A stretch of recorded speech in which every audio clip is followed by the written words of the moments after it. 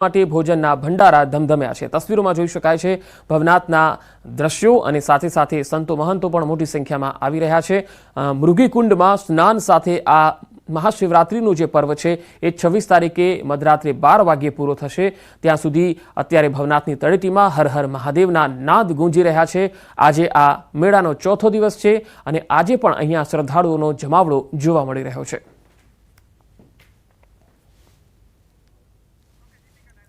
વધુ માહિતી મેળવીએ જૂનાગઢથી સંવાદદાતા દીપિકા કુમાર મારી સાથે જોડાયા છે। દીપિકા, આજે ચોથો દિવસ છે મેળાનો, કેવી તસવીરો જોવા મળી રહી છે અને આજે શું કાર્યક્રમો છે? બિલકુલ પંકજ, આપ મારી પાછળ જુઓ તો અહીં ભક્તોની ભીડ આજે પણ જોવા મળી રહી છે। મહાશિવરાત્રીનો અવસર છે અને મહાશિવરાત્રીના અવસર ઉપર મોટી સંખ્યાની અંદર જ્યારે ભક્તો જોવા મળી રહ્યા છે, ગર્ભગૃહમાં ઘણા બધા લોકો છે તેઓ ખાસ કરીને પાણી ચડાવી શકે, જળાભિષેક કરી શકે તે માટેની વિશેષ વ્યવસ્થા પણ કરવામાં આવી છે। મહાશિવરાત્રીના મહા અવસર અને ખાસ કરીને મહાકવરેજ ન્યૂઝ 18 ગુજરાતી પર તમામ દર્શકો નિહાળી શકે તે માટેની વ્યવસ્થા ન્યૂઝ 18 ગુજરાતી દ્વારા પણ કરવામાં આવી છે। ખાસ કરીને જૂનાગઢ શહેરની અંદર સૌથી પ્રખ્યાત ભવનાથનો આ મેળો અને ભવનાથના મેળામાં હૈયુંથી હૈયું દળાય તેટલી ભીડ ન માત્ર જૂનાગઢવાસીઓ, ન માત્ર ગુજરાતવાસીઓ પરંતુ ભારતભરના લોકો આજે અહીં ઉપસ્થિત છે।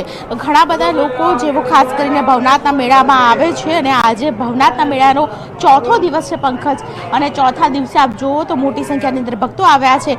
આજના દિવસનું શું મહાત્મ્ય છે તેના વિશે પણ જાણીશું। મારી સાથે મહારાજ છે, તેમની સાથે વાત કરીશું। શું કહેશો મહારાજ, ભવનાથના મેળાનો આજે ચોથો દિવસ અને આજે ચોથા દિવસે ખાસ કરીને ભગવાનને જે શ્રૃંગાર કરવામાં આવ્યા છે, અલંકારો કરવામાં આવે છે અને તેની સાથે ભવનાથના મેળાના ચોથા દિવસની અંદર આજનું શું મહાત્મ્ય? હર હર મહાદેવ, જય ગિરનારી। શિવરાત્રિ મહોત્સવ, મહાશિવરાત્રિ એટલે જીવ અને શિવનો યોગ સાધતી રાત્રિ એટલે મહાશિવરાત્રિ। આમ તો વર્ષમાં હર મહિને શિવરાત્રિ આવે છે, પણ મહા મહિનામાં જ મહાશિવરાત્રિ આવતી હોય છે। મહાશિવરાત્રિનું મહાત્મ્ય જોઈએ તો એના માટે ઘણા જ કારણો છે, એમાં 3 કારણો મુખ્યત્વે છે। એક વખત એવી વાત બનેલી કે બ્રહ્મા અને વિષ્ણુ એ શ્રેષ્ઠતા કોણ એ સાબિત કરવા માટે દ્વંદ્વ વાંક યુદ્ધ થયેલું, શબ્દો દ્વારા ચર્ચા થયેલી હતી। એ વખતે શિવજીએ બંનેને કરવા માટે તો શિવજીએ લિંગ સ્વરૂપે અગ્નિ સ્વરૂપ ધારણ કરી અને પ્રગટ થયા।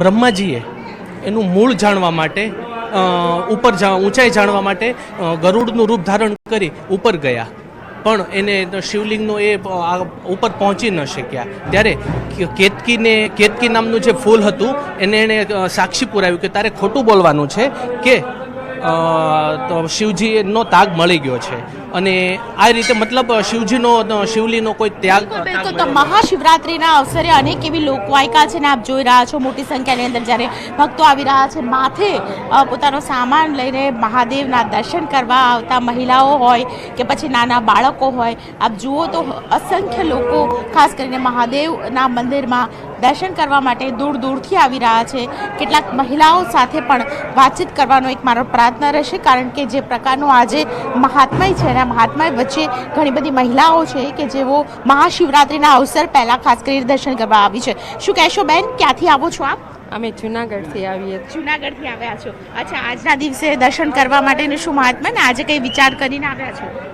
ના, અમે તો રોજે આવીએ છીએ। રોજે આવો છો, અચ્છા। જૂનાગઢમાં રહેવાસી છે એટલે જૂનાગઢના રહેવાસી હોવાને કારણે દરરોજ તેઓ ભવનાથના દર્શન કરે છે ને એમાં પણ મહાશિવરાત્રિનો અવસર છે। બસ એક દિવસ પહેલાં ખાસ કરીને મહાશિવરાત્રિના અવસર ઉપર મોટી સંખ્યાની અંદર જ્યારે ભક્તો આવતા હોય ત્યારે અસંખ્ય લોકોની ભીડ વચ્ચે ખાસ કરીને આયોજન પણ ટ્રસ્ટ દ્વારા જે કરવામાં આવ્યું છે ભવનાથના મેળાની અંદર તે પણ અલભ્ય છે। ઘણા બધા લોકો મહાદેવના નાદ સાથે અહીં આવતા હોય છે અને દર્શન કરવા માટે દૂર દૂરથી આવતા હોય છે। બા, ક્યાંથી આવ્યા છો તમે? રાજકોટથી આવ્યા છો। કેવા દર્શન થયા તમારા? દર્શન મસ્ત, સારા બાપાના દયા, બહુ મજા આવી। અચ્છા જી